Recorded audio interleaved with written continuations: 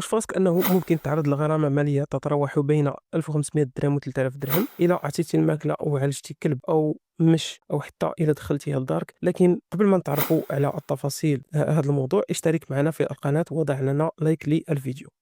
هادشي اللي قلت حقيقي 100%، والآن يناقش في البرلمان كمشروع قانون. ومن بين الحوايج المهمة اللي جا بها هذا القانون، إلا عندك أي حيوان أليف في الدار خاصك تصرح به عبر بوابة إلكترونية سيتم إنشاؤها بعد المصادقة على القانون، وبعد تسجيله غادي يعطيو رقم تعريف لأي حيوان مسجل. ويجب على المالك ايضا توفير دفتر صحي للحيوان واتخاذ جميع التدابير لعدم هروبه. الا ما طبقتيش هذا الشيء فتتعاقب بغرامه ماليه من 5000 الى 15000 درهم الى ما صرحتيش به، وغرامه ما بين 10000 و 20000 درهم لكل من يتسبب عمدا في موت حيوان او هجره. وسيتم انشاء مراكز لرعايه الحيوانات الضاله، بالاضافه الى انه يعاقب بالسجن من شهرين الى 6 اشهر، وغرامه من 5000 درهم الى 20000 درهم لكل من يقوم عمدا بقتل حيوان ضال أو تعذيبه أو إيذائه.